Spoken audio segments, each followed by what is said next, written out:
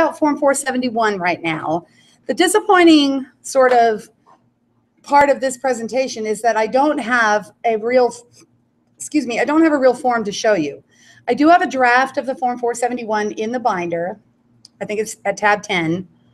But what I don't have access to yet, and what's really going to be the critical piece of the Form 471 is how you fill it out, because it's going to look and feel completely different than anything that you've ever seen before, or any of us have ever seen before. Okay, I'll get to it in just a moment. So the purpose of the Form 471, so you finish your Form 470, you're received all of your proposals, you've evaluated your proposals, you have chosen your service provider, you've signed a contract if applicable, and now you're ready to file your Form 471.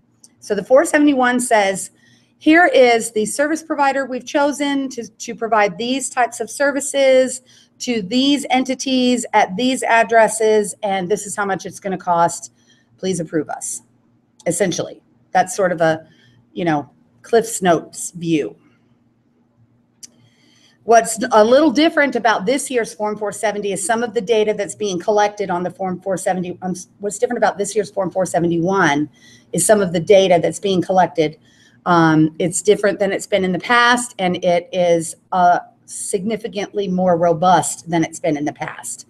But a lot of this work I think you can do in advance of sitting down to actually file your Form 471, and that's what I'm going to encourage you to do. And we're going to go through how you can even get started on that now or soon. When and how many to file? When do you file it and how many should you file? Form 471 applications. It's likely to open in early January, as I said before, close in mid to late March.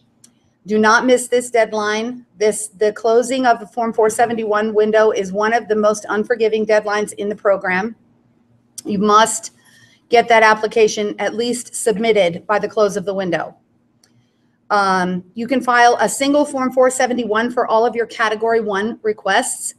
Many applicants in Tennessee have, for whatever reason, filed oftentimes a separate Form 471 for every service provider that you have. It's not necessary to do that. You may decide to do it. It's not wrong to do it that way.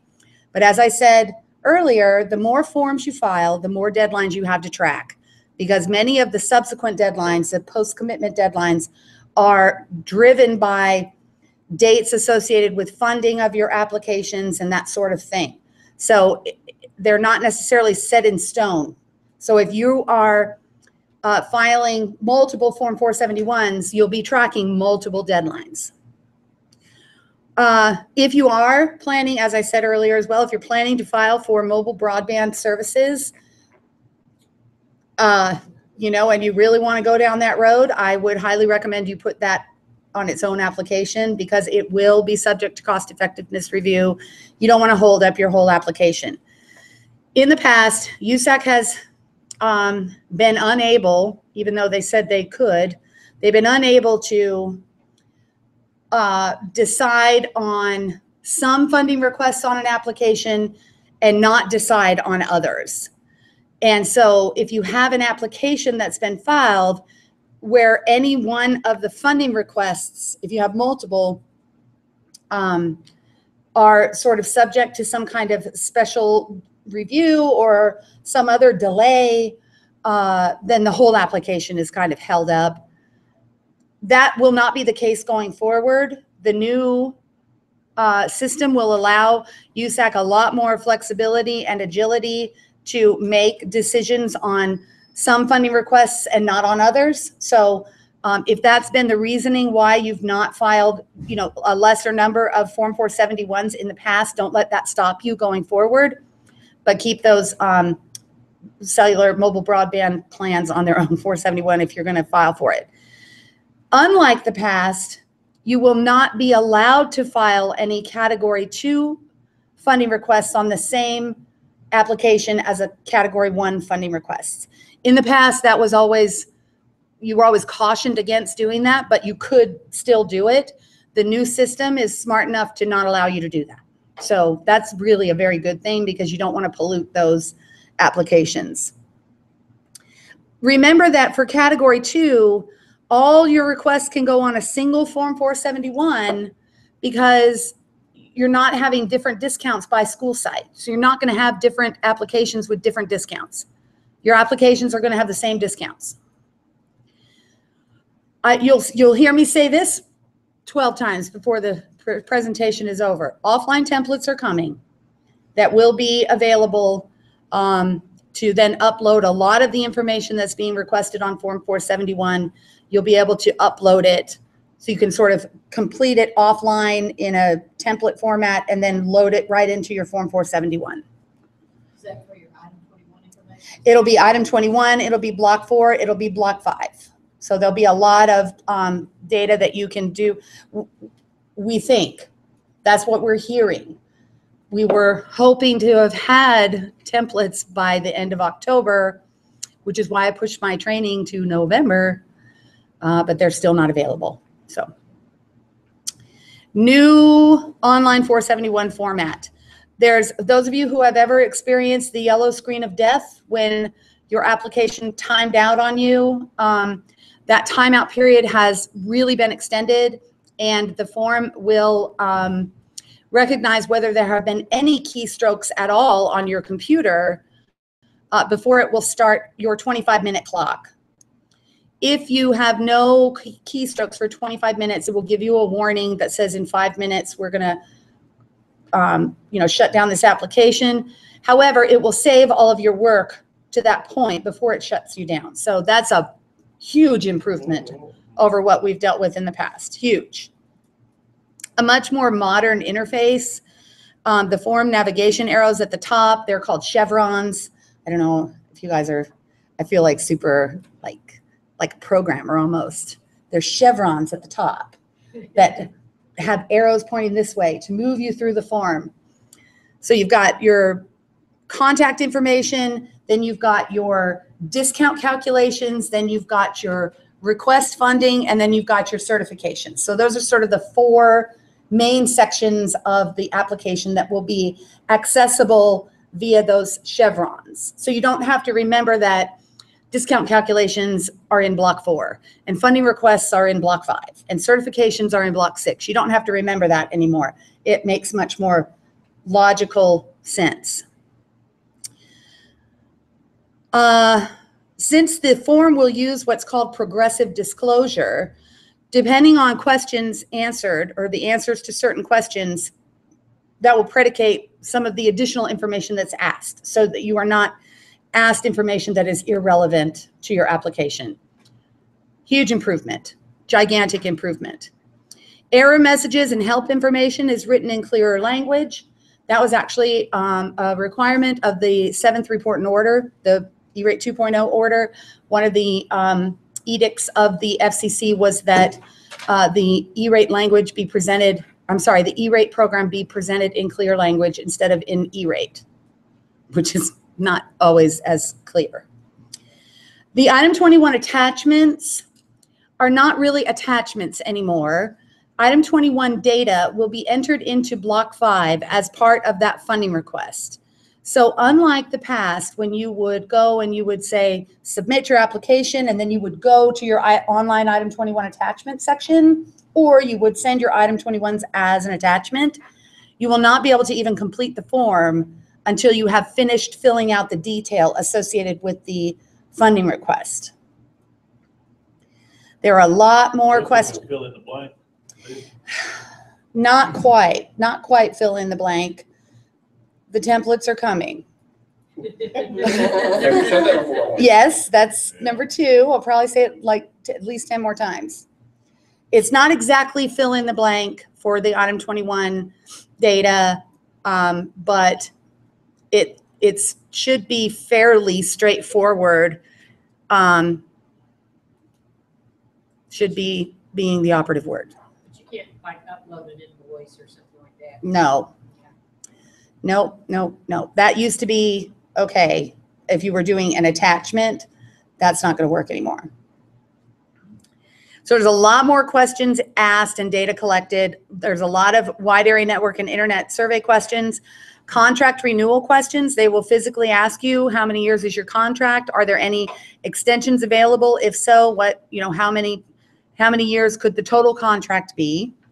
They're going to ask questions about download and upload speed, bursting and firewall questions, number of lines per building for your wide area network and phone services. And for those site-specific services, you'll have to identify exactly what services go to which buildings. So for like your phone lines and that sort of thing, they're going to want to know, unlike in the past, you could just say, I have 15 phone lines spread across my 3 sites. You'll have to say site A gets 5, site B gets 5, site C gets 5. So it's going to be a lot more detailed. That's why I was kind of saying it's not exactly fill in the blank, Ben. But yeah, all the data that you enter into this item 21 section of block 5 and these survey questions, all this data will be publicly available and downloadable for anyone to analyze. You and I, service providers, FCC, USAC, whoever. The Form 471 Block 4 is the discount calculations and recipients of service. The bummer about this new Form 471 and this new platform is that, unlike past years, for this year only, you will not be able to copy your Block 4 from last year. This year you'll have to enter it either by hand or use one of the templates that are coming. That are not yet available, but they're coming. A new item that's being requested in Block 4 this year are state LEA and school codes. That's never been asked before. We do have on our website a report. I'm sure you guys know your LEA and school codes. I mean, that's something that you guys use very regularly. I didn't have that information readily available, so Eric Brown's group put it into a nice format for us. We've uploaded it to our website in the filing toolkit section. We'll go through it in January when we go through actually filling out the form. Are they going to require the NCES? They are going to require NCES codes. In fact, the NCES information is the database that USAC's urban and rural locator will pull its data from. So if you have not entered NCES data for a school, you will get an error on your urban rural status, and that will have to be resolved. So what I would recommend is once the Form 471 is available and we go through it in January, in early January, we'll get everybody to get their Block 4s uploaded, figure out where your errors are, and then get with Client Services Bureau to resolve those errors. NIFs, administrative facilities, still, because you don't have it. They won't be counted for urban, rural anyway. And the LEA IDs won't be required because, The LEA IDs, what do you mean, for NIFs? For NIFs. No. Okay. Only for schools. Okay. Good question. So you will use on Block 4 for your discount calculations, enrollment and NSLP data likely from this October that was just reported to the state. And that would include any CEP calculations.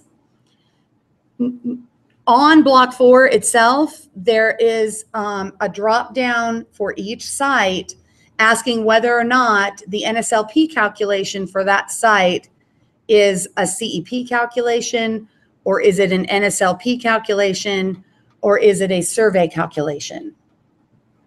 So that's how they'll know what to verify, I guess. The templates are coming. Can you go back just a second? Yes. NCES? You have to have numbers. Yes, the NCES is the National Center for Educational Statistics, and that is a national database of all the schools throughout the country. We don't have it when you. You will have it on your own paperwork. We will. It should be for those that you have it for. we have found that, for example, if there's a new school, it could take NCES 2 or 3 years to issue a number. Yeah, so I mean, if you don't have it and NCES doesn't have it, it's not going to be a deal breaker, other than with the urban rural lookup tool, you're going to get an error that will have to be resolved. I was just looking for on the enrollment numbers. Do we need to use a specific, is it ADM, is it, you know, off the, food service? You know, It's whatever is presented to the state, whatever's reported to the state. Well, see, attendance, and I'm not real sure on this, because I don't do attendance, but I assume attendance reports their enrollment. And I assume food service does for their. There's always been a misalignment. There's a 20-day state reporting for attendance. There's a 30-day reporting cycle for free and reduced lunch. And they don't always match. No. So do we have to use one or the other? Do we have to use attendance? Can we use what is on the monthly report? for It should be food services, because those are going to be the numbers that are validated by Sarah White's office that I'll be using. Sarah White is the director of school nutrition at the department. So yeah, whatever's reported by your food services department to the state. On that monthly report? Yeah, Okay. And do you need to use the October one, or does it matter? that's the one that's reported to the state for official data collection is Okay. October 31st. And for the attendance, like at the alternate school or whatever, use just. You'll use a snapshot, right? Yep. But it doesn't have to be specific. Nope. Okay. Good questions. Very good questions. What was that? Snapshot one? A snapshot for those schools that don't have a constant enrollment, that are sort of transitory, like alternative schools, where a child may attend for, 3 weeks or 3 months, but they're still kept as registered in their home school, but they're attending an alternative school for some period of time. Or a vocational school, for example, that they may go to for, half the day, and the other half they're at their high school. So for those non-consistent enrollment schools, you would use the snapshot method, which is a long-established method of establishing really all that you're going to establish. The only thing you need to establish is student count for C2 budget, because their discount won't affect the rest of this district. So Kim, this building here Mhm. is a good example of a mixed-use building. I do have some kids that technically go to alternative school here, but there's no official enrollment record of them going here. We also have pre-K, and we're non-instructional facility because several admin offices are here. Do I need to file this one with students, or can I just consider this non-instructional? Well, you can just consider it non-instructional unless your alternative school is considered a school by the state. It is not an official stated alternative placement facility. Basically, we just, I don't know how they do that. That's. So they don't have an LEA, This, or they don't have a school code, of this course. school would have a code because pre-K's here. We have pre-K in this building. No, but for the alternative school does not have a code. It doesn't matter if the pre-K has a code, because they're not eligible. Right. But yeah, you would just consider this non-instructional at that And point. I'm not really violating any rules by just considering this. No, but you wouldn't count those pre-K kids anywhere in your enrollment or eligibility. No, certainly not. My ISS is in the same school, Right. it's in the same building. But now they pull the kids out of the regular instruction and bring them here for the entire time they're in alternative school. And then I had that question you helped me with, because then you have to answer that question on that, are there any classrooms? Well, they're not going to ask that question anymore, because Let's go. yeah, they're not going to ask the question, are there any classrooms? Because there is no such thing as a NIF with classrooms anymore under the new rules, unless the classrooms at the NIF are considered a school, recognized as a school by the state. And that's why they want the school codes, the state school codes now, because that's going to help them determine whether or not that facility is considered a school. But this one does have a school code. But it has a pre-K school code. you look online, it's probably. Well, check it out. K8. It's probably a K-8 school. Here? Well, I you don't used know if it they've as a, ever updated it. you used it as a school. I think, look, that's a good Well- thing to know. I could look. Do you want me to look? Oh my God. No, that's okay. Don't interrupt what you're doing. You used it to get you a better discount as a separate school. I did at one point, but that wouldn't matter now anyway, so. Yeah, there's no different now, right? So there's no advantage to having a population, a high poverty population at your district office to substantiate Nifwith Classroom to make that building seat priority 2 eligible, because that just doesn't help you anymore like it used to. So on Form 471, Block 5 is or are your individual funding requests. So you may file one application that has many, many Block 5s on it. And Block 5 is going to be filed by service provider at a minimum. You can only put one service provider on a Block 5. You'll also list the Form 470 that's associated with the competitive process that you undertook to award that service provider. It asks for the SPIN number, the service provider identification number, category of service, Form 470 number. It's going to ask whether it's tariffed or month-to-month services or it's a contract service. It's going to want to know, when did you sign the contract? When does it expire? Are there any extensions? What's the total term of, all available extensions?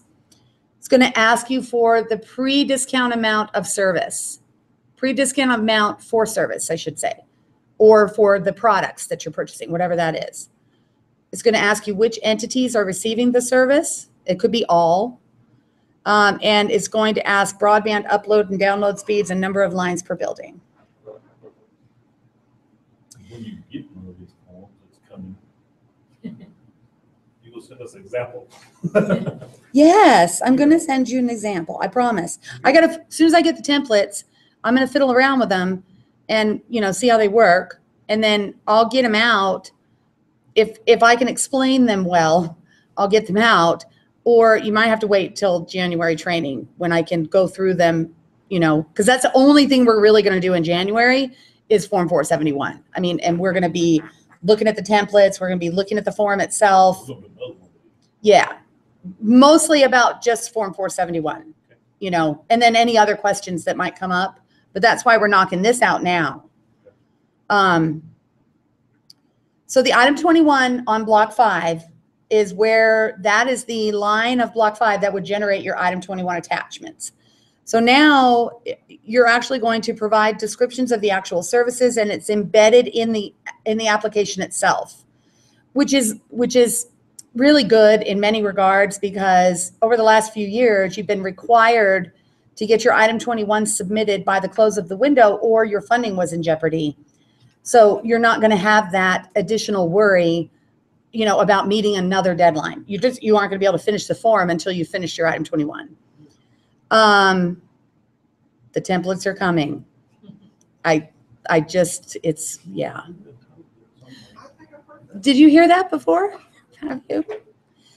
So, I hope to have them as soon as possible, and I just can't wait to get my hands on them and start playing with them and figure out what they do and what they don't do and all of that. But since I don't have a Form 471, we're going to look briefly at tab 10 in your binder. For those of you who are following along, I don't think that you have a binder. I don't know if you have a binder, but anyway, I'll only take a few minutes. Tab 10. So as you can see, the Form 471 changes overview. The very, very first sentence says, as a result of the landmark E-rate modernization order, the fund year 2015 Form 471 application will look and feel completely different than in any of the last 18 years of the program. On page 170 of your binder, and starting on page 170 through 172, this is your new Form 471 checklist, your information checklist.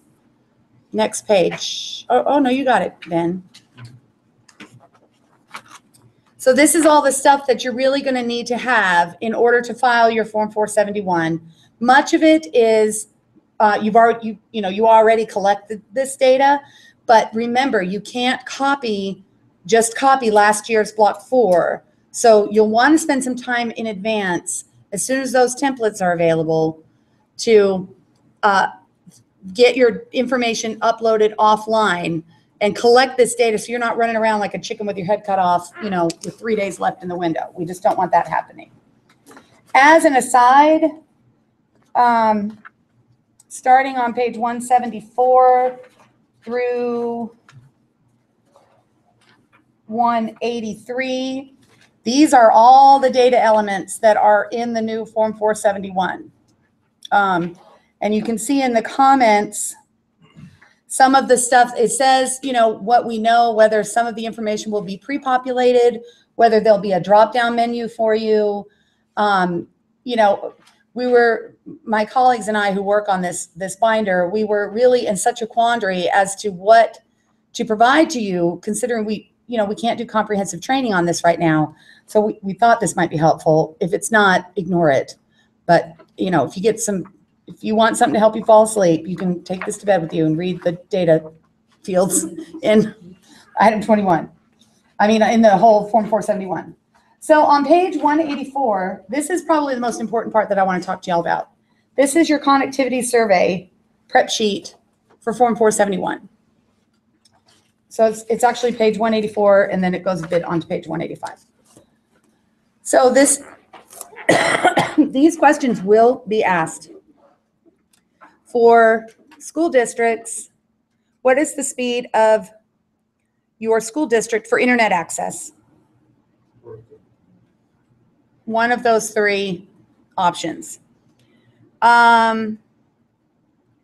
We don't ask any of the library questions because I don't serve libraries. They have their own coordinator here in Tennessee. So move on down after that to wide area networking. 8C, for schools and school districts, how many of the schools in the school district referenced in block 8A have wide area network connections that are scalable to 10 gig? So you want to be careful when answering these questions, that you are answering them truthfully. I want to make sure that you understand there is no prize for answering them first or being bigger or faster or anything like that. There's no prize. What we want to be very careful that we do is represent a true picture of what the reality is out there. Some of you may have gig fiber coming to your facility, but is it scalable to 10 gig?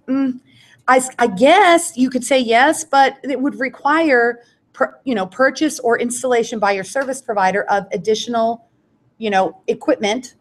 Well, and we truly probably don't know the answer to that without having some type of inquiry from whoever was providing their internet at that time. I mean, I would say the answer is probably, I mean, really, I just can't imagine that any of you are, at least anyone here in this room, would be anywhere near a position to say, yeah, some number of my schools are readily scalable. And I think what's curious is that they don't ask are easily scalable or readily scalable. They're just asking are scalable. And mine are 10 gig inside, all of them. This is wide area network. No, he's 10 gig on his wide area network. All inside my network is 10 gig. Just getting outside, going to the internet. All my schools are tied together. Your WAN is 10 gig though, so that would be a yes for me. Well, you're the exception, Ben. That is. Isn't that true? That's just true on so many levels. He took care of them. He put 10 gig in. Except for the switches. The switches ain't worth a dime. Sorry. But go ahead. Okay. So unless you're Ben, the answer is likely 0. And it's okay.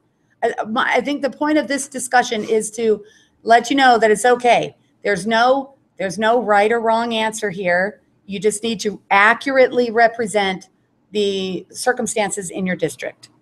So if you move on to 8E, and it asks, how many schools in your school district have local area network or wireless local area network capacity and coverage that is completely, mostly, sometimes, rarely, or not sufficient to support the educational activities conducted there? Once again, you don't get a prize for being completely sufficient. There's no right or wrong answer. If you put not, will they give you more money? They won't give you more money, but you also won't be penalized. Because if you answer anything other than all of them being completely sufficient, you're going to go on to why is it not sufficient? And there may be a number of reasons. And you're going to radio button check one or more of these reasons, including other. And other may very likely be because you've not had any access to any priority 2 money in the last 5 years, which I actually think is a perfect answer. And this is your chance, Ben. Yeah. So you click other, and then you get to write in whatever the reason is. And if that's part of the reason, I would certainly include that as being part of the reason.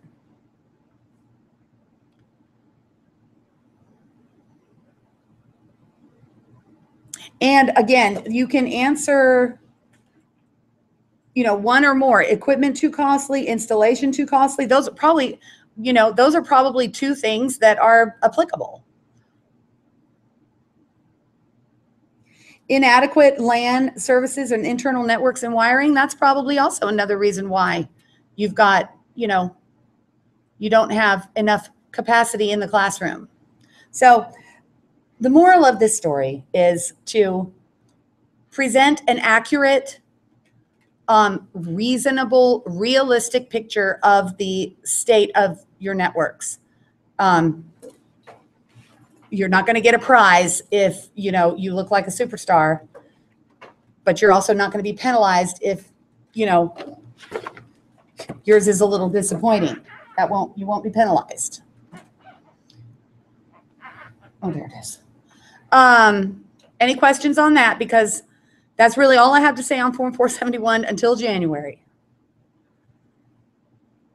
No? Okay. As I said earlier, all of the information that you'll be submitting throughout Form 471, particularly in the area of Block 5 funding requests and the Item 21s, will be standardized to provide meaningful information that is easy to compare across applicants and will be made public in electronic format in bulk data files and or through publicly available application processing interfaces. Such information will be considered non-confidential unless an applicant can certify that disclosure of that price would violate a statute, regulation, or court order. And you cannot indicate in your contract, nor can your service provider indicate in the contract that the pricing is confidential. The FCC will ignore such admonitions. And there are some particular vendors that typically put that in their contract. Well, the FCC will ignore it unless there is a state law or court order that can be pointed to.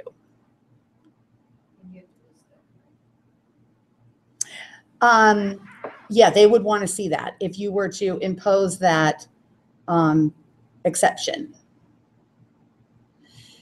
Now, why are they doing this? Very good reason why. There's lots of reasons why they're doing this. There's always been a rule in the E-rate program called the lowest corresponding price, and service providers providing service under the E-rate program were required to always offer the lowest corresponding price to E-rate customers. What that meant was that a service provider could not charge an E-rate customer any more than they charge similarly situated non-residential customers.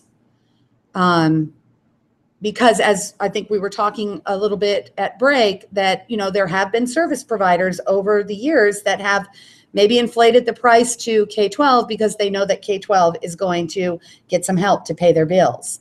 And that's always been against the rules.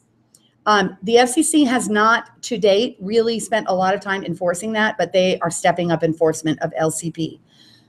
This pricing transparency will go some way toward helping them identify where there are potential problems. And it will also make it very interesting for applicants to take a look at what your neighbors in other states are paying for similar services. Understand that, you know, there may be conditions present in another state that are not present here that would make that price vary. But I will tell you, the reason that, one of the big reasons that the FCC wants this process made available is that they are head over heels in love with the Mississippi State contract that offers a gigabit worth of internet access for $750 a month. And much of that is because Mississippi requires their service providers every year to come back and lower their prices and keep lowering their prices to be commensurate with what's available to other non-residential customers. And they have driven the cost down, I think, over the first 6 years of the contract, almost 90% from the first year that they started with the contract. Because there's so much transparency and visibility into the process, and the FCC loves that contract. And they basically look and they say, you know, if Mississippi can do it, you know, why the hell can't California do it? Why the hell can't Tennessee do it? Why the hell can't Florida do it?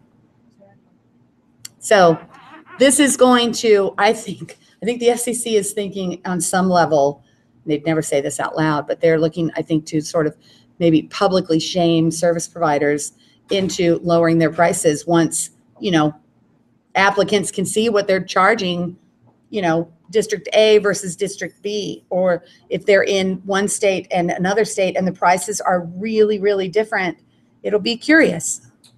From your experience, Tennessee districts, are we competitive with, are we too high? Really? For what? Internet access and wide area network. Hi. A statistic that I saw recently, Tennessee has the 4th highest internet access costs in the nation for school districts. Hmm. What about for residential? I don't have those I was statistics. just curious. I don't know. I don't have those statistics, but, you know, from an E-rate applicant standpoint, Tennessee is number 4 in the country, behind states like Alaska. Of course, they're the highest for good reason. You know, and like middle of nowhere, Wyoming, and, you know, those very, very rural, hard to reach areas. It's concerning to me that the FCC pointed this out. I don't know if I shouldn't say concerning. It's interesting to me that the FCC pointed, not just Tennessee, but they made a point of, you know, making this information available. And oh, by the way, I have to believe that they're going to want to know why I mean, from at some point. the financial standpoint, I'm a penny pincher, so I'd be interested to see if it is going to drive the price down Hope so. for some of That's what it's all about, right? I mean, I know that part of the problem here in Tennessee has just been a lack of competition. You know, there hasn't, You got 2 players? yeah, you've got 2 big players, right? And, you know, other internal issues throughout the state have, you know, sort of divided rather than conquered. And, you know, maybe that'll change over time. I think this may help. Hopefully. At least it'll give you you know, a bargaining chip, you know, of some sort. Whether or not it's effective, who knows? Your Form 471, you file online in the Apply Online section of the USEX website, which I'm not showing you today, but I will show you in detail in January. So after you file your application, your Form 471 application, you receive a 471 Receipt Acknowledgement Letter, or the RAL. This is really quite an important letter in the process because it allows you to review your application sort of all in one spot and identify perhaps some errors that you may have made. You can correct just about anything on a Form 471, but it's much easier to correct it during the RAL process than later on in the process while you're in PIA. So I would recommend when you receive your RAL that you do review it, especially if you're the one who was filling out the application, because you've looked at that information for so long. By that time, you may not have noticed the errors. Here's a list of some of the examples of errors that can be corrected. As you can see, it's a lot of errors can be corrected. Those of you who've been around the E-rate program for a long time know back in the days when you could not fix anything. You made a mistake and you had to live with it or appeal to the FCC. When you're requesting an error correction, PIA will ask if it is a ministerial or clerical error. The answer has to be yes. Explain how the error occurred. Good luck with that. Provide a reasonable explanation. That's okay. The biggest thing is if you're going to correct an error, you need to be able to demonstrate that the data should have been different at the time that you submitted the application. So, I did one last year. right. Messed up the contract. Yeah. And then all that you'll do is explain that the error occurred while consulting your source list, whether that's a phone bill or a spreadsheet or a cocktail napkin with some scribbling on it, whatever that is, it's your source list. And then PIA must approve the explanation before the change will be made. Yeah. They don't really have that much power. They don't usually argue with you. I mean, if you can show them that it was an error, and if you're trying to pull a fast one, then, you know, that's something different.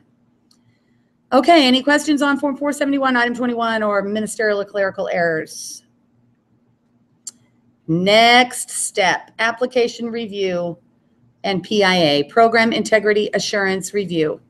PIA does stand for the other thing, and both are applicable depending on what day it is and who you're talking to. So the PIA review checks for rule compliance. For example, make sure that you're requesting service for eligible services at eligible entities at the appropriate discount. Almost everyone receives a PIA contact, at least one. Did any of you have an application approved in Wave 1 last year or this year, 14-15, without any PIA? No? I've had something I've never had before this year, though. What? They've asked me the same thing twice. I mean, they like, this person no longer is reviewing your case, and that's frustrating, have to prove the same thing twice. I would agree. So You can refer to your prior answer and, you know, the Is that documentation that you sent. unusual this year because of Not the unusual this year. They There's ask you been, a lot of times already right there. Yeah. It's like, yeah, that's not unusual this year. I just always remember. And USAC is in the process of hiring a ton more people. So, Do you, if you get a PIA question, instead of asking them something in writing, is it a good idea to call that person and ask for sure? what I think they're it's always a good idea that if you have a question about your PIA and to pick up the phone and call your reviewer. before you put it in writing. No, I mean, I don't really think it's even about that. I just think that you should not be afraid of your reviewer at all. And I think there is some value in establishing rapport with him or her, and being sort of casual and. You just answer the question you asked and go on. What? You know, Is that what somebody said to you? That's just wow, too. No. Don't be so sensitive, Ben. They ask this, I tell them this, I ain't telling them nothing else. We'll give them room to go dig down some other rat hole. Well, that's a good point. You really do only want to answer the question that you're being asked. You don't necessarily want to be providing, you know, anecdotal stories that could, you know. And not that you got anything to hide, but now you're gonna have to cough up. No, more it's just information. exactly. That's exactly right. And, you know, we're all about expeditious approvals. So you do want to be careful that you try only to answer the questions that you're being asked. But to answer your question, Brad, I just always think it's a good idea. If you have a question, pick up the phone and call them, because they might be able to clear it up for you real quick instead of sending it in writing and waiting for them to read it and then interpret it, and, you know, or call me, let me help you with it if I can, or call Beth and let Beth help you, you know. So that's what we're here for. You know, I'll call I know. That's good. That's what we're there for. So almost everyone receives a PIA contact. Like I said, most of the time when you receive outreach or correspondence from your PIA reviewer, you'll have 15 days to respond. You can always ask for an extension, but just know that the longer you don't respond, the longer it'll be before you get approved. If USAC is planning to deny a funding request or reduce a funding request, they will tell you so before they do it and give you an opportunity to submit information to refute that. They're really pretty good about that. Again, like I said, if you're unsure of your answers, or even if you're unsure of what they're asking, don't hesitate to contact our office. That's one of our primary goals and responsibilities, is to help you to understand what's being asked of you. And we're happy to review any answers that before you submit them, just to make sure that you haven't opened a trap door there somehow. So yeah, it does happen. So once you have successfully gone through PIA, stop yawning, you will receive a funding commitment decision letter, and it will tell you which funding requests are approved or denied. Provides a lot of information that you'll need for the next form in the process, the Form 486. If you do not if you do not agree with the decision, with a reduction or a denial, you can always appeal the decision.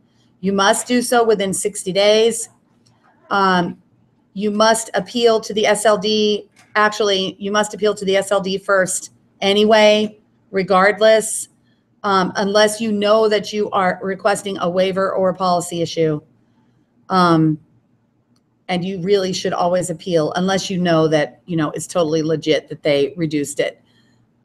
So important to check your funding commitment decision letters and read those descriptions so that you understand what they've done with your application.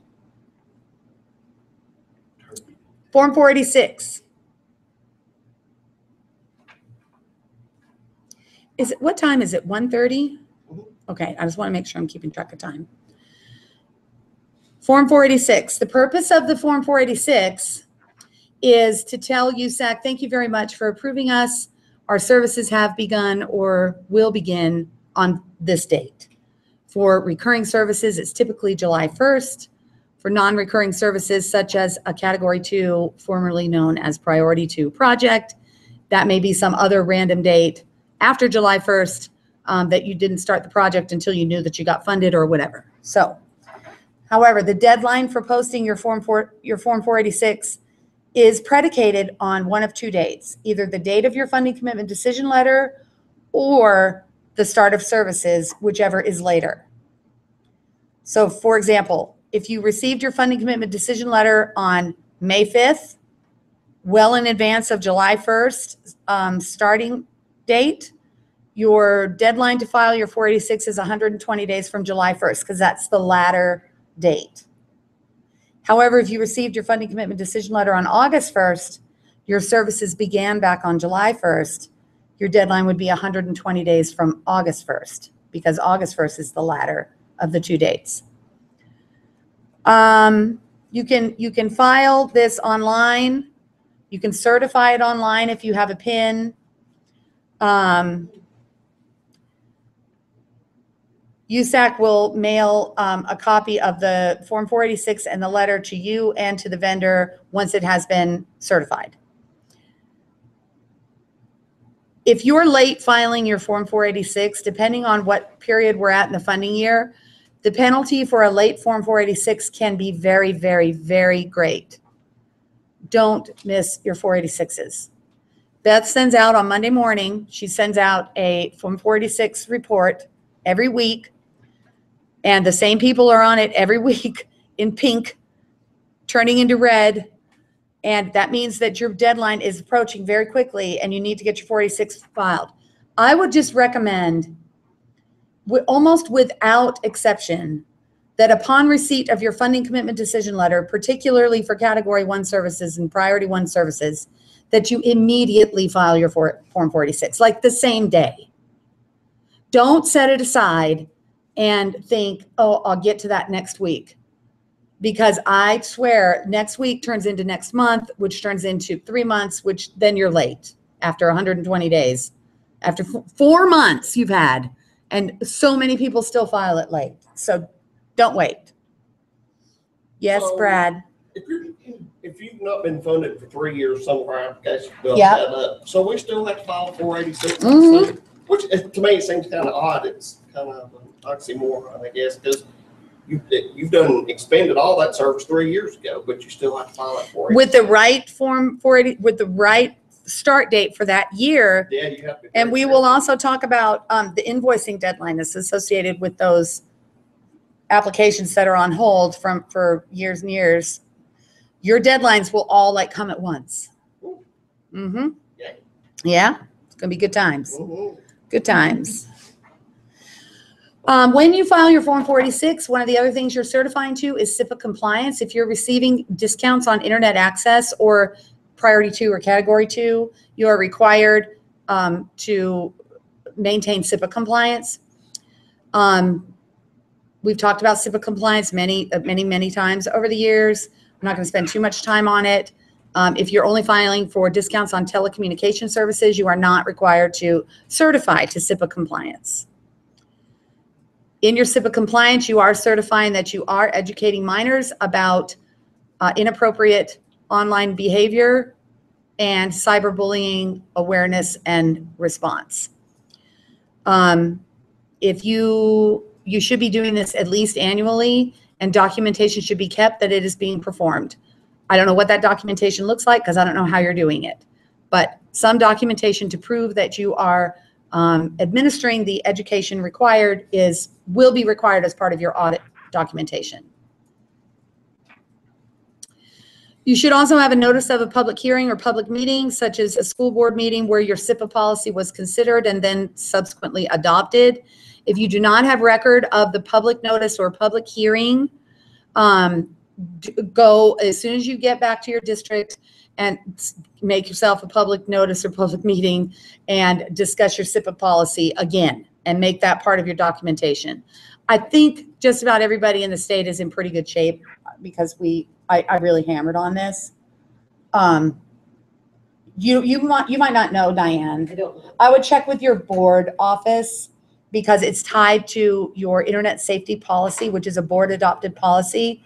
I would check with them as to when it was originally adopted or recently readopted and see what documentation they have. And if you're not sure, give our office a call and we'll see what we can do to help you.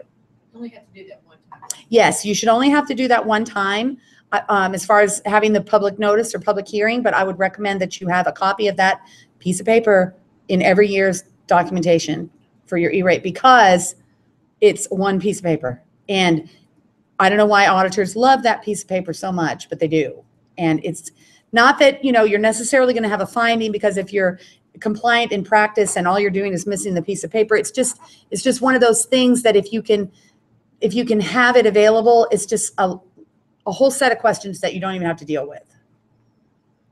Form 486 also can be filed and certified online. Questions? No? Moving on. Getting paid. So how do you actually receive E-rate funding?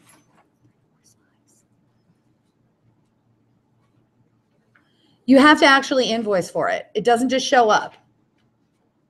It doesn't just show up. I mean, this is the thing about E-rate funding. You go through all the competitive process, you go through the application process and get it approved and you get your 486 filed, you receive your services, and then unless you finish the process, you don't actually receive all that money that was approved. So you do have to invoice for it, and you can do that one of two ways. Either through discounts on your bills, where the vendor submits an invoice to USAC, or using the BEAR reimbursement process, Billed Entity Applicant Reimbursement Process, which is essentially your invoice where you pay pay for your services 100% upfront, and then you get reimbursed up to your discount and up to the total amount that was approved for that particular funding request. You must select one method or the other, and that stays by funding request with that funding request for the entire year. So you can't start out as a BEAR and then switch to SPY or vice versa. You got to pick one or the other. Can I put one of those, can I put like the reimbursement in a RFP That you require them to do a SPY? Where I require the vendor invoices? Yeah, you can. It's totally up to you. It's all your decision. Your vendor cannot dictate to you how you do it, unless you're in California, and then they can. When they do the SPI, which I've never done with phone bills, that's the one that gives me the most heartburn because there's so many things you've got to exclude. How comfortable should we be that the service provider is not discounting some of those things that are ineligible? I'm not sure how You gotta look at it. The program is a self-certifying program, and responsibility to ensure that invoicing only for eligible products and services falls on the applicant. I had to turn around and write a letter to a vendor. Oh, They- so they we're were- responsible. I was They like, Yeah, were- don't they were work with counting my that. MiFi's. their responsibility. And I turned around and had to tell them to correct my bill and credit it accordingly, but that wasn't E-rate. So if we're gonna do the SPI on, say, phone bills in particular, which I'm sure you're gonna get to some of the Yes, we things that are will. changing, so we've got to check those very carefully and make sure that that is not being. Or ask them for their reconciliation and check their reconciliation. And if you don't see any of it, then, you know, you need to go after it. You see many problems with the big vendors, the most of the, We get one bill, it says 34 lines, boom, that's the price. Don't break out anything. Oh, Yeah. Jerry, Jerry. I don't remember where Jerry's from. No, not that Jerry. The other Jerry in Middle Tennessee. Oh, God, I can't remember. Anyway, he said the same thing. Who's your provider? Our local. Yeah, he said he has like 4 providers and one of them does it that way.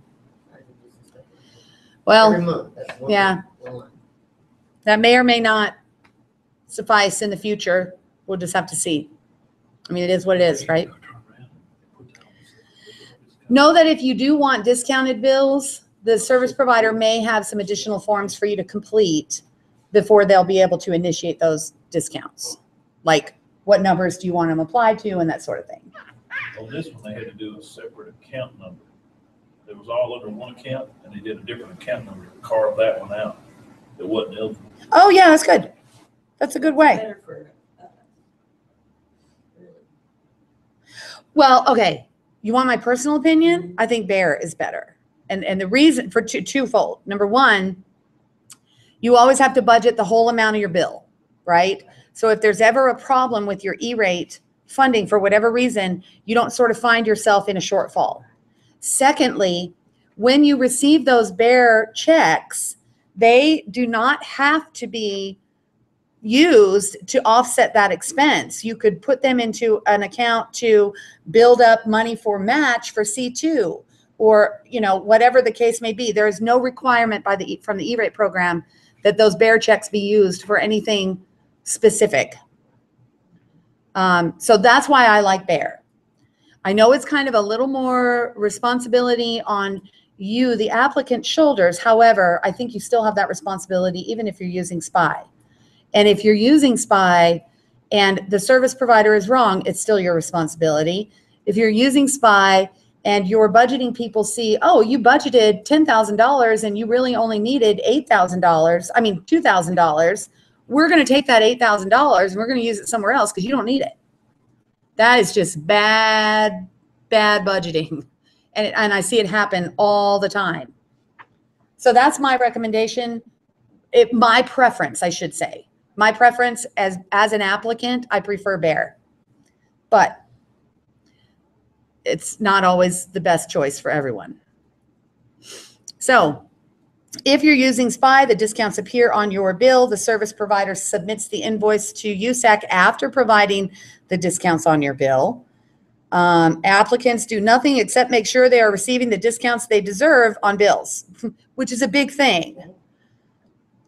And you do actually need to check it and do a reconciliation. Or of course you can use the Bear where you pay the bill in full. You can submit a Bear form as often as you'd like.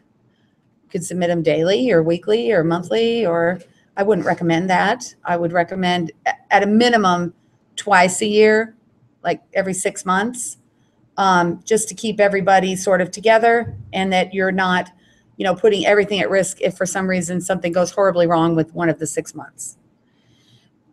However, for your bear form, the amount you put on your bear form is calculated on eligible charges on actual bills.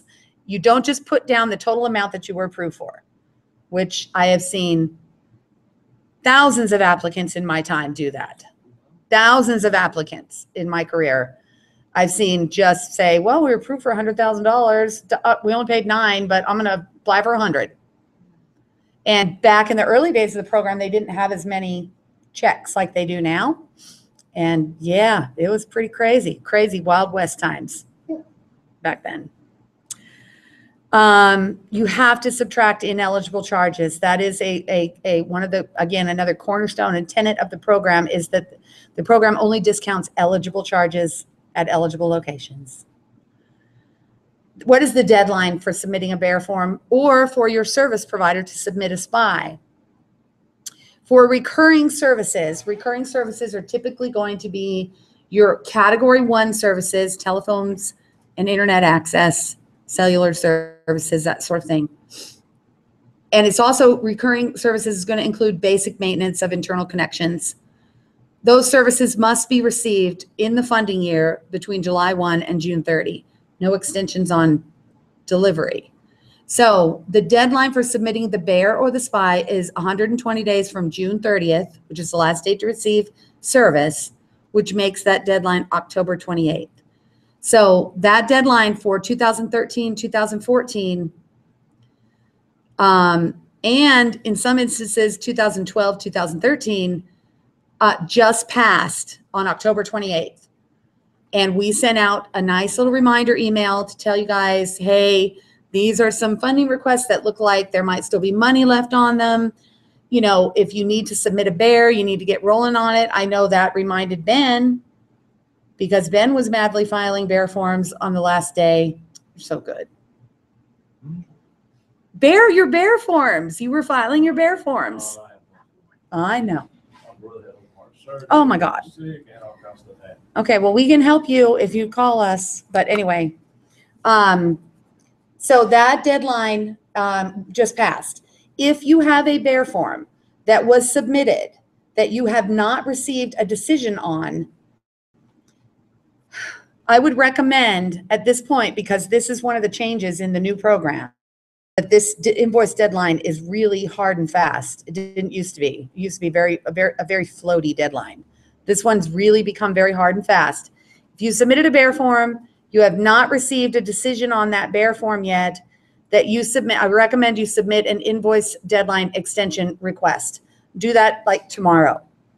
You can do it through the submit a question on USAC site, just in case, because the new rule starting now, and well, it's actually starting like November 14th, so it isn't officially in effect for the 28th, but we have very, very, very, very, very conflicting information from USAC and the FCC about this.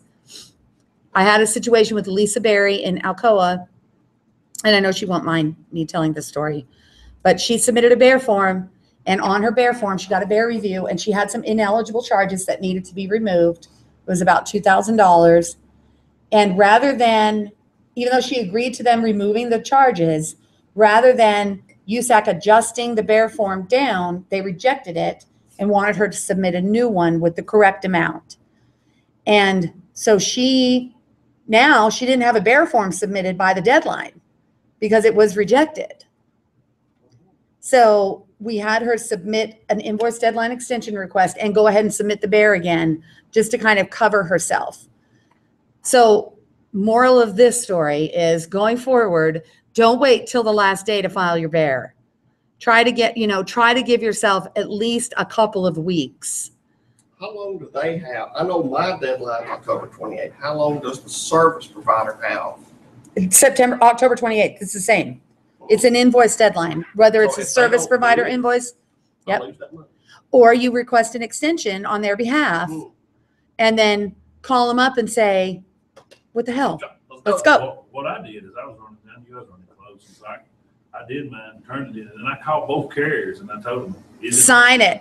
And they did it, and they turned it right around for me. I actually talked and waited until Very good, that's very good follow-up, Ben, because that's actually a big problem, is getting your service provider to certify.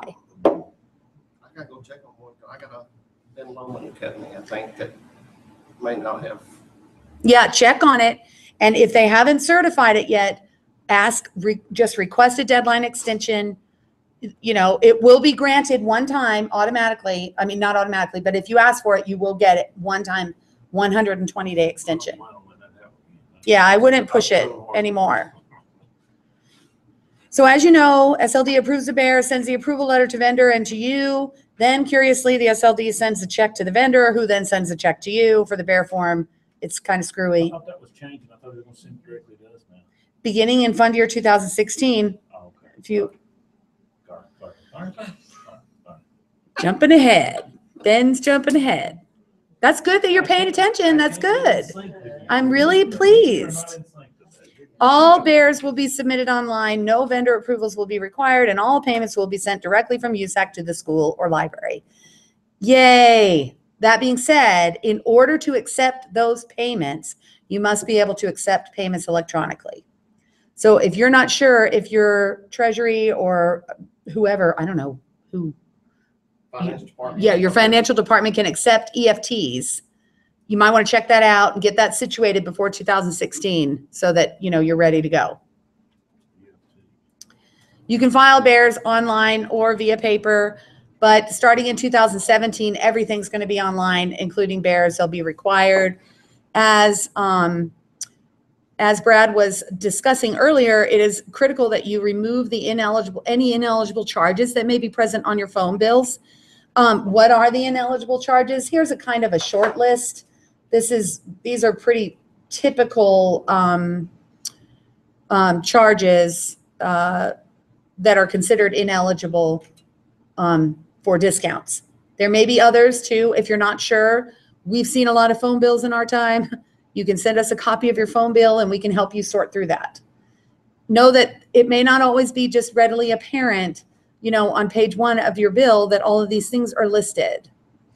So there is, here's a sample sort of year's worth of charges on one phone or one circuit line or whatever the case may be. You can see the cost varies. It's around $200 a month, obviously. Every month there's a directory listing fee for that number that costs $2.75. That fee is not eligible. So you're only applying for discounts on the $200 and some change less $275. So USAC is going to want, when they do a bear review, and I say when because it's pretty common nowadays, they will want to see that you have done something like this. Doesn't have to be exactly like this, but that you have reconciled and made sure that you have removed any ineligible charges that may have been present on your bills. As I alluded to, there's only one 120-day invoice deadline extension available to applicants going forward. Again, many of you who have been around the program for a number of years know that if you ask for an extension on your invoice, USAC's like, sure, no problem. That is stopping. This is how the FCC is going to find their $1 billion in 2017 and 18 and 19, is they're going to force you to get off the stick and file your invoices and get your money. And then the money that you don't need, they're going to take back very quickly and then give it to somebody who can use it, which is probably what they should have been doing all along. But, you know, they've allowed us all to get a little complacent. And so now this is going to be like a wake-up call for some people. As I said, you can submit for a invoice deadline extension, but it must be submitted on or before the deadline for submitting the invoice, which for bear forms is typically October 28th. That too was never a rule. You could ask for an invoice deadline extension whenever the hell you wanted to, even if it was like a year later, and they would still grant it. Not happening anymore. So when you hear from consultants who say, I'm going to go back to 2010 and get all that money that you left on the table, they're lying to you. It will not be happening, period. Late invoice deadline extension requests will not be granted, period. If you need more than one extension, or if your request for extension is late, it's going to require a waiver request to the FCC. And the FCC has said very clearly that they will only grant those waivers under truly extraordinary circumstances. So I don't mean to belabor this point, but this is a huge change from the way things have operated over the last 17 years. So I want to make sure everybody's very clear. This is something you've really got to pay attention to. Bear form can be filed online in the Apply Online section of USAC's website. Okay, we have about 20 more slides. Do you want to power through them now, or do you want to take a quick break and then do them? It's up to you guys. Okay, I'm good too. Can we do a super quick break? Yes, we And can then do go- a super quick or you break. gotta wait on me. Y'all just keep rolling. Oh, okay. This is all just kind of review stuff, so I will just keep going. So quarterly disbursement reports are sent to the applicants. You, as the contact person on the applications, should likely be receiving copies of them. They're not really a required documentation, a required document as part of required documentation, but if you have them, it shows good record keeping, which is always nice for auditors. I would recommend that you do review them, because you know, there may be disbursements being made that you haven't seen checks for, and you know, you're like, okay, wait a minute, I don't know where this money went because I haven't seen it. So it's worth reviewing them. Form 500 is sort of the multifunctional form in the E-rate process. It can do 4 things. It can change a service start date or contract expiration date. It can cancel or reduce a funding commitment, one that's been approved, even if a Form 486 has been filed. Notify USAC of equipment transfer, that's a new function of the form, and request service delivery deadline extensions. Service delivery deadline extensions are necessary in project-based funding. For example, C2 projects, you have until September 30th to have those projects complete. If it's looking like you're not going to be complete by September 30th, you must request an extension by September 30th. When it is granted, which it usually is, at least the first one, you'll get another year automatically to finish your project. That's another very, very important deadline in the process if you're looking at Category 2 funding. A warning to you, reductions or cancellations of funding commitments are irreversible, and that has just been upheld on appeal. There's a little charter school in Arizona who canceled their funding request because they thought they needed to because their service provider hadn't filed their form, and they didn't know what, and they canceled it, and that was a huge mistake, and they shouldn't have canceled it, but they did. And then they appealed to the FCC, and the FCC is like, well, you should have known the rules. Too bad, so sad. I was like, dang, that's harsh. It is not currently a required form in the process except for notifying USAC of equipment transfer or to request a service delivery deadline extension. Also, if you have to change your contract expiration date, you have to file this. But it's not required to cancel or reduce your funding requests. But if you've got a funding request sitting out there that you know you're not going to use, cancel it, please, so that, you know, somebody else can use that money. Any questions on those ancillary forms and invoices? Oh my gosh, Ben is the host with the most. Oh no, he's not our host today. No, I'm good, thanks. No, I'm good, thanks. Okay, fund year 2015, year 18, coming soon. Woo, woo. That's what my sister always does. Official correspondence associated with fund year 2015 will be yellow. It will be, the fund year is for services that will be rendered between July 1, 2015 and June 30, 2016. It is likely that the Form 471 window will open in early January and close in mid to late March. However, Form 470s are being accepted now. Don't be shy. You don't have to wait for the year 15 Form 470 or year 18 Form 470. You can file using last year's Form 470, just in item 13 of the Form 470, indicate that it is for fund year 2015 and beyond. We are currently living in fund year 2014, year 17, for us old schoolers who still count from 1. It is for services rendered between July 1, 2014 and June 30, 2015. Correspondence for 2014 is printed on blue paper from USAC. Remember to file your 486 very soon after you receive your FCDL.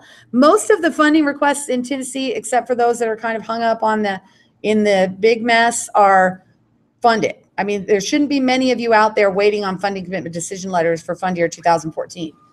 If you are, you might want to ask me about it, and I'll tell you if I know what the hangup is.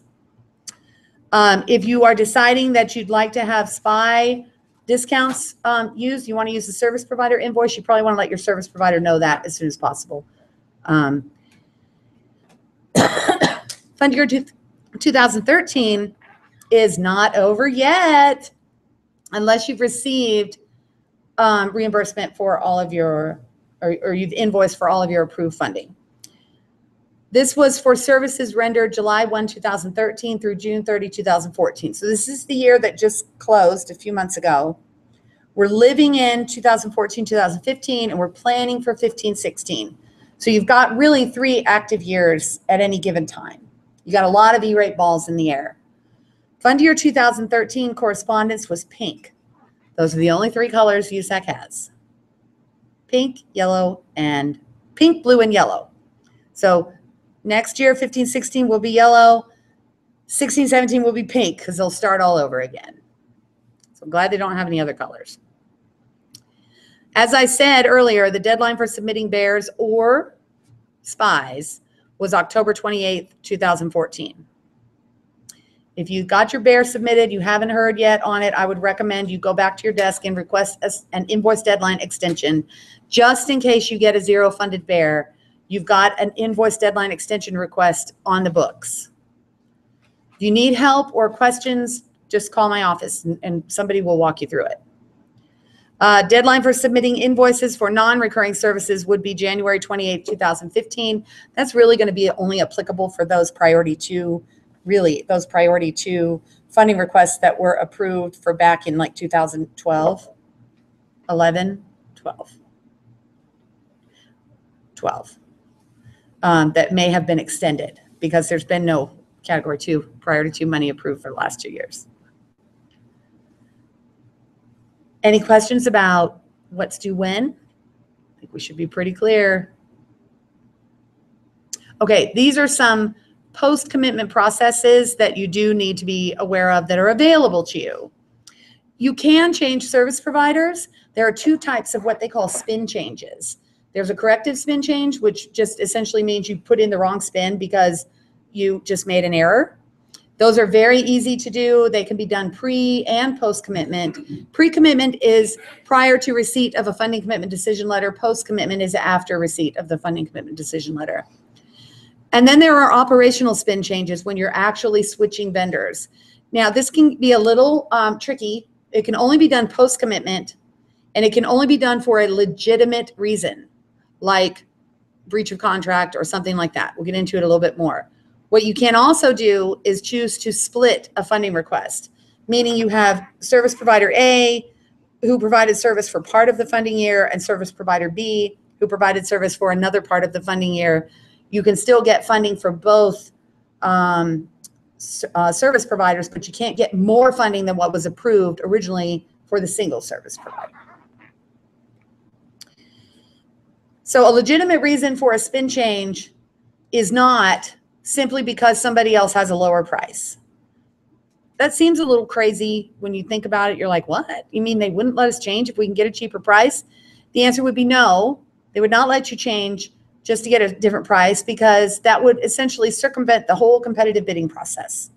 And that's just not allowed. Now, you can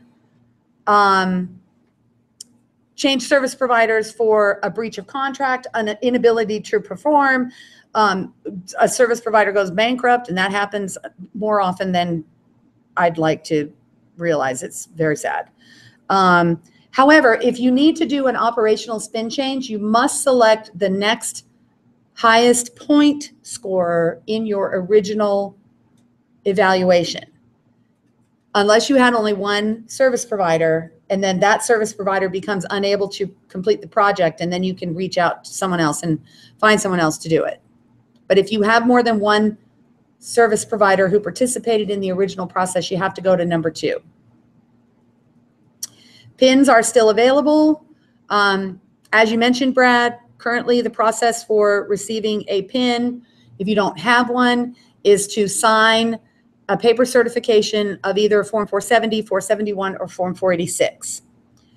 When the SLD receives a new name and a new signature, they will automatically issue a PIN via mail, and they'll use those little white perforated mailers like you get from your bank.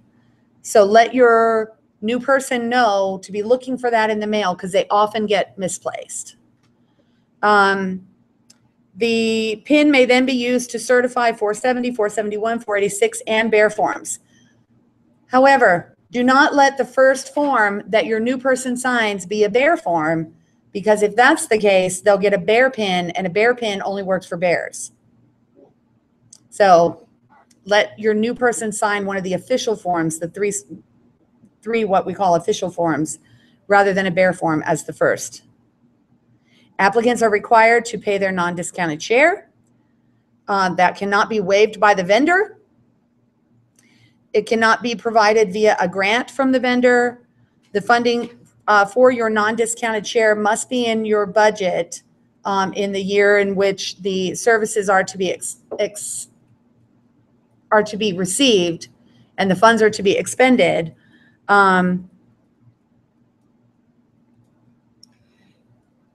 You have to keep all invoices and copies of canceled checks for at least 10 years after the last date to receive service. Are you crazy? Wow. Don't shoot the messenger. I'm just saying. If we shoot you, do we get away from it? No, Well, okay. then don't shoot me. Seriously. What are they Seriously. thinking? I mean, no other government entity anywhere. I'm having a hard enough time. Trying to- With food service, oh, you Yeah. want to keep it so long, that's for you, for me, I gotta keep it like eternity. So let's talk about freedom of use lunch. Okay, hold on. Let's talk about that when we get to it. Okay, we're getting there. Good. We're almost there. And then be scanned in. Let me with get digital ahead. copy. Yeah, You're getting ahead. we're gonna talk, and we're gonna talk about that. Other post-commitment processes that you need to be aware of, you can submit what's called a service substitution. If, for example, this does happen, I know you guys wouldn't know because you haven't received any C2 funding in 5 years or more. However, sometimes when you apply for Category 2 or formerly Priority 2 funding for equipment, it takes a while to get that approved, and oftentimes that equipment, over the life of waiting for approval to come, may have been end of life or replaced by something else. You do have a mechanism by which you can make those sort of changes to your application after it's been approved, as long as you've competitively bid that type of product. You can substantiate that it was a necessary change. If it's an end of life situation, oftentimes a service provider or a manufacturer will submit what's called a global substitution for you, so you don't have to actually submit anything. So if you have any changes like that and you're not sure, call our office. We usually have a pretty good idea of what manufacturers do global substitutions and that sort of thing. So just give us a call.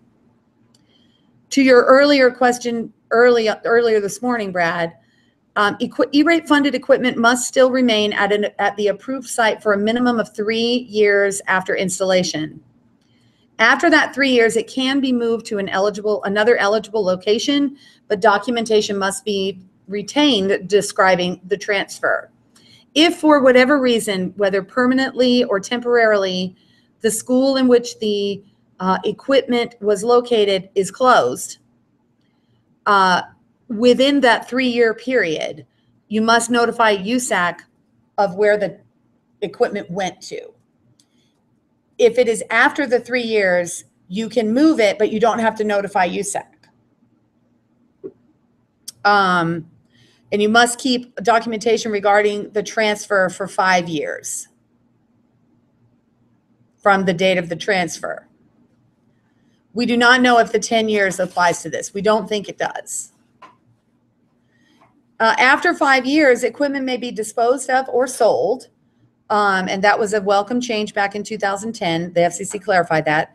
Disposal does not need to be reported to USAC, and any proceeds that you may receive from sale of the equipment does not need to be returned to USAC. Can you request extensions? It depends on the form and the requirement.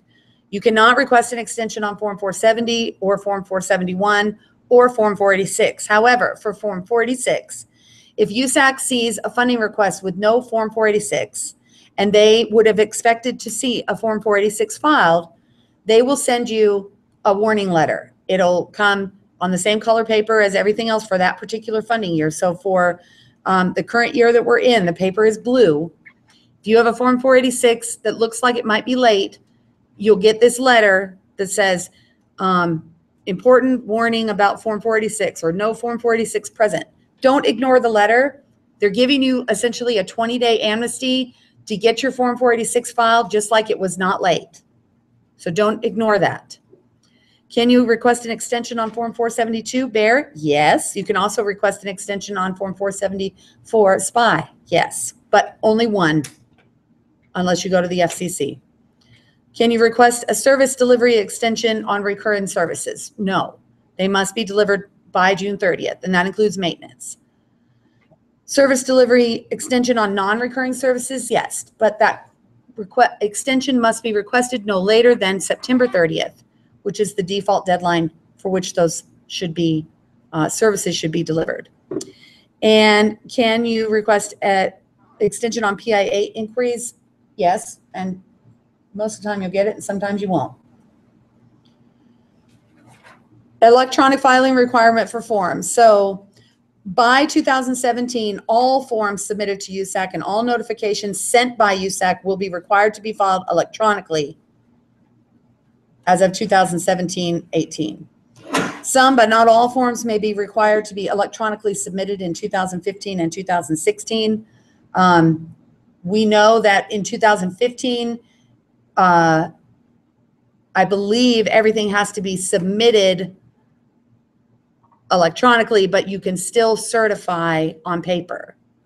And then we'll know by 2016 if it's something different.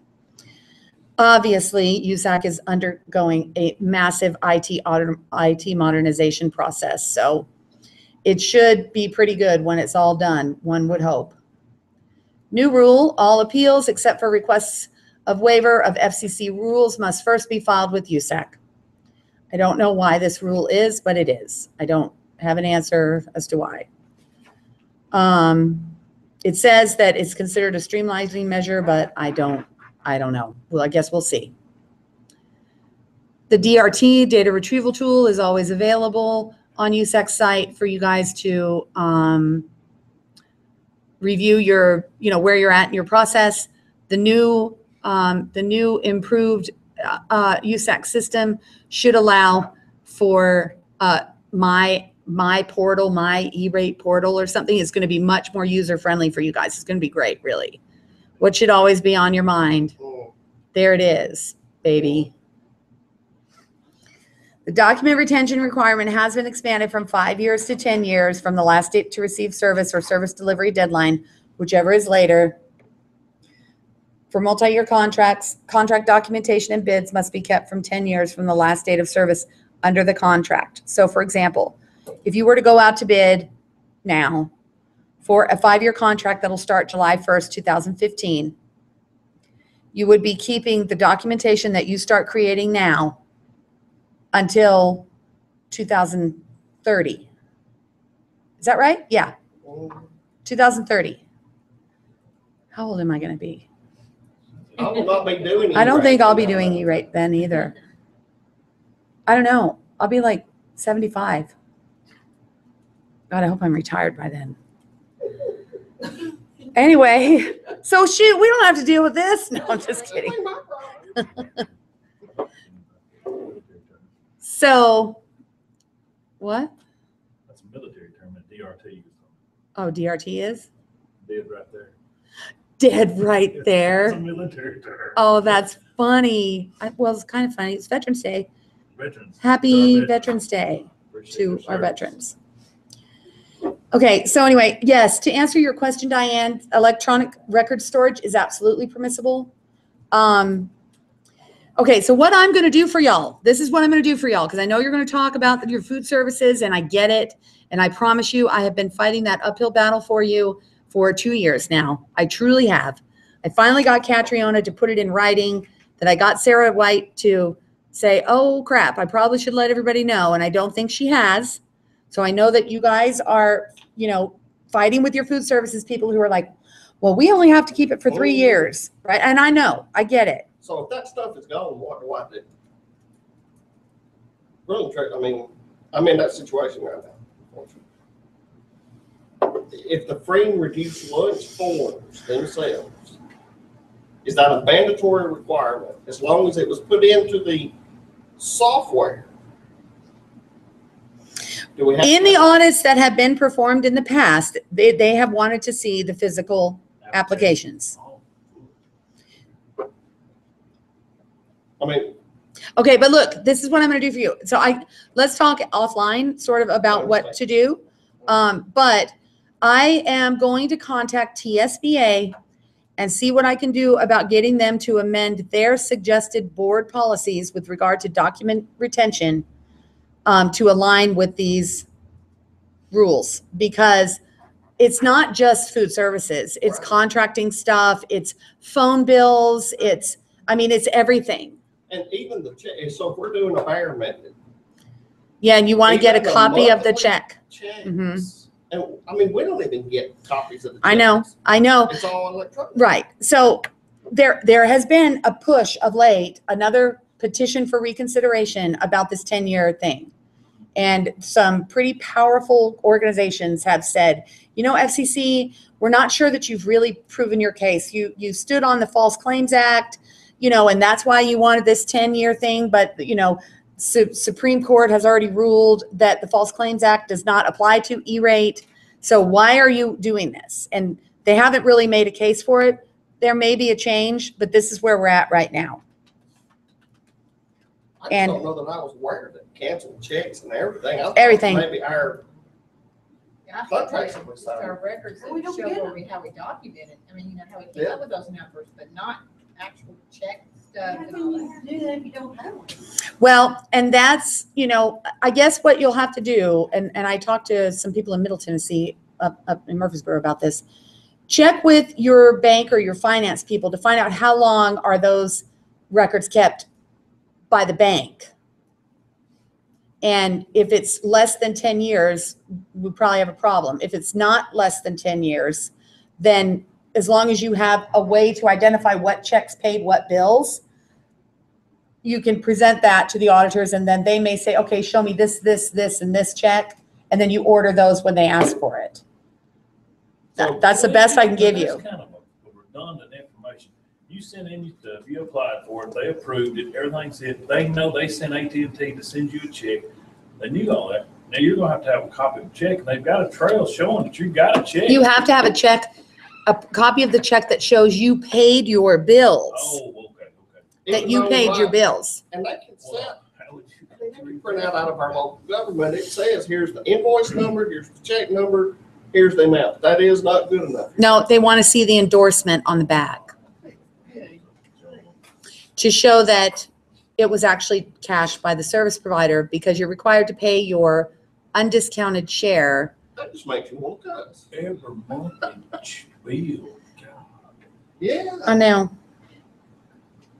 So we almost need to ask them, even though they want to retain those records at that county finance office, I may have to ask them to release those records to my custody so that I make sure, really and truthfully, school systems need to have a TSBA policy. A policy. They do need to have a policy to stand Anything on. relating to the E-rate program must be required and kept, and maybe not a rigid policy, but there needs to be a procedure in place in all school systems. Yes, That's why I want to go to TSBA. But I'm a bit loath to go to them because, reading some of the comments that have been submitted, I think there's been some really good arguments made against imposing this. So I don't really want to go to them and say, pull the fire alarm and say 10 years, and then they reverse the policy and it's only 5 years again. But regardless, I think it has to come through TSBA. I think that policy needs to be there to say that any program regardless. Yeah, of- well, yeah, exactly. And That's the big, whatever their requirements are, 10 years. 5 years, 10 years, whatever it is. right. Every bill that I've got has got the check number that paid it. They've got that stamped on it, that puts this check number that paid for, on that monthly bill, but I don't follow it. Every check might stop a bunch of checks, man. Have you ever come up with a situation where they've not had, Yes, are you looking at a payback situation? yes, Seriously? seriously. I mean, cannot your vendor, They I might if mean, they got say, the record. look, they're not overdue on it, they paid this stuff? I mean, not getting, I mean, That's kind of- we didn't pay our bill, our service would have been cut off, you know? They want endorsed copies. So they want to know that it was deposited and cashed by the service provider. If you look on your statement, you click that check, it'll give you a picture that it was endorsed. Is that good enough? Yeah, that's fine. But you've got to print it out Yeah, you got print. Yeah, you got to print it. before it disappears, and I'm almost guaranteeing how many banks are gonna, Where are you seeing that? without having to do a lot of research. You get your statement online, it says checks on, so some banks you can click that check and it shows up. I don't get any of that. Our finances are- Here, It's good. here's a list. Every day we're following through. Here's a list of, suggested documents to retain. And this is not necessarily an all-inclusive list. You know, but like, we pay our portion, so that's a one-time thing we gotta keep. Right? Huh? Like, when we pay our portion Of the, at the front of a contract. Yeah, what if you're doing a spy and you're only paying Once, the portion, your portion? That's right. Do they still have to have a copy of that? Yeah, you have to be able to prove then that you you just paid one, your share, at least your share. that first check. Yeah. And in the case of a bear farm, your share is 100% that you paid. And in the case of a spy, it's your portion either way. Hold on, just don't get too sideways. Hold on. This is our last slide, everyone. So if you need E-rate help, you can call the Schools and Libraries Division. You can call Client Services Bureau. You surely can do that. And you might get an answer and you might not. Or you can call us. It's really a much better idea. And we just love, love, love answering questions. It's our favorite thing. So that's it. That is the end. That is the end, everyone. Thank you for joining us.